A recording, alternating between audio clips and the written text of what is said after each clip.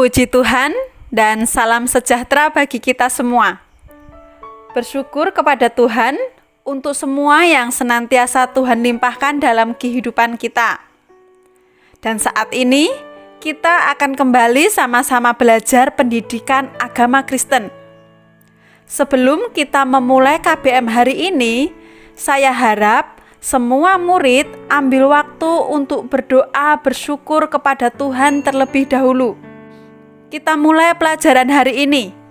Kita berada di semester 2, bab yang keempat dengan tema ras, etnis, dan gender.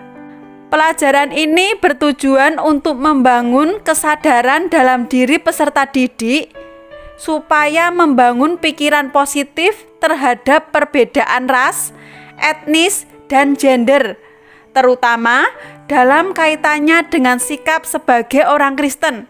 Hal pertama, kita akan membahas tentang pengertian ras, etnis, dan gender. Ras adalah konsep yang digunakan untuk mengkategorikan sekelompok manusia yang bicara tentang perbedaan anatomi tubuh seperti warna kulit, warna rambut, mata, tinggi badan, dan lain-lain. Etnis adalah penyebutan yang diberikan kepada sekelompok manusia yang mendiami daerah tertentu serta memiliki adat kebiasaan sendiri. Berbagai kebiasaan dan adat istiadat ini merupakan ciri khas yang dapat membedakan satu kelompok etnis dengan kelompok lainnya. Gender adalah perbedaan fungsi peran sosial yang dikonstruksikan oleh masyarakat terhadap laki-laki dan perempuan. Banyak orang mengatakan bahwa gender dengan jenis kelamin itu sama. Padahal gender itu tidak sama dengan seks atau jenis kelamin. Kalau jenis kelamin terdiri dari perempuan dan laki-laki yang telah ditentukan Tuhan ketika manusia dilahirkan. Sementara gender berkaitan dengan pandangan atau pemahaman tentang bagaimana seharusnya laki-laki berperan dan bertindak sesuai dengan tata nilai yang terstruktur, ketentuan sosial, dan budaya tempat mereka berada. Jadi, gender dapat dikatakan sebagai pembedaan peran, fungsi, dan tanggung jawab antara perempuan dan laki-laki yang dibentuk atau dikonstruksikan secara sosial budaya dan dapat berubah sesuai dengan perkembangan zaman. Contoh, kalau zaman dahulu memasak, menjahit itu adalah pekerjaan perempuan. Tetapi kalau sekarang kita lihat ada banyak laki-laki yang menjadi juru masak dan juga ada laki-laki yang menjadi perancang busana.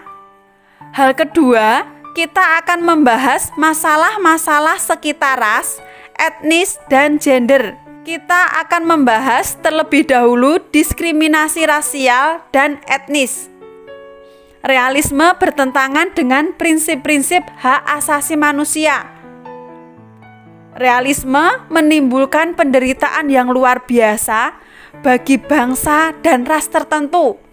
Contohnya, penderitaan orang-orang Indian dan kaum kulit hitam di Amerika Serikat yang kehilangan hak-haknya sebagai warga negara. Contoh lain lagi, di Afrika Selatan, orang-orang yang berkulit hitam dan kulit berwarna juga kehilangan hak-haknya karena politik sosial yang disebut apartheid. Sebenarnya masih ada banyak contoh yang dapat diangkat dalam kaitannya dengan ketidakadilan ras dan etnis. Tetapi untuk saat ini itu saja yang saya sampaikan terlebih dahulu. Kita lihat dengan berjalannya waktu, kemajuan ilmu pengetahuan dan teknologi membuat diskriminasi rasial terkikis secara perlahan dan kini muncul kesadaran bahwa diskriminasi rasial bertentangan dengan hak asasi manusia. Contohnya di Amerika Serikat, Barack Obama menjadi orang kulit hitam pertama yang menjadi presiden di negara itu. Contoh lagi di Italia, Cecil Kyenge, seorang perempuan Afrika kelahiran Kongo, menjadi orang kulit hitam pertama yang diangkat menjadi Menteri Urusan Integrasi di negara itu.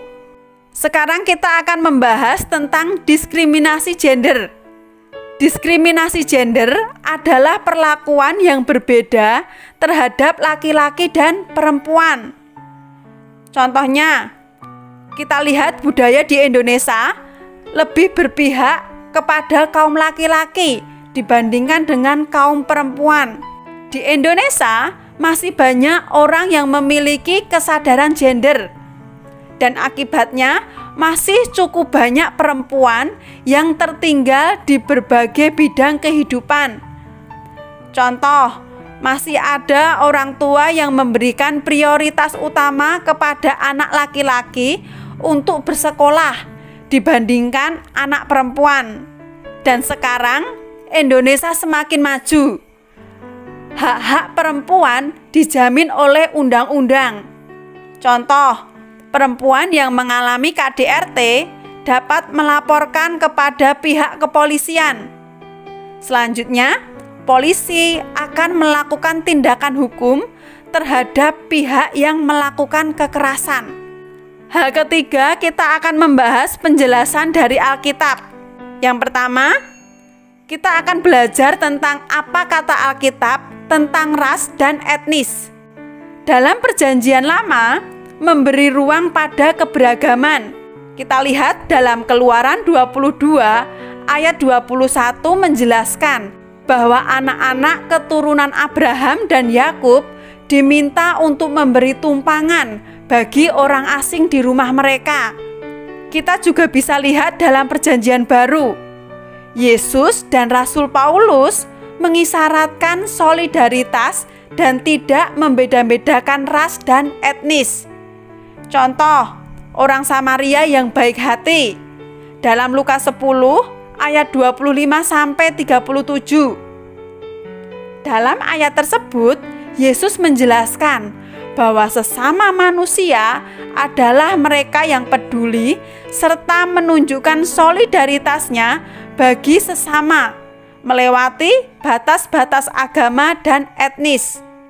Kita juga bisa buka dalam Roma 10 ayat 12. Dalam ayat tersebut, Rasul Paulus juga mengatakan bahwa tidak ada orang Yunani atau orang Yahudi. Semuanya dikasihi oleh Tuhan.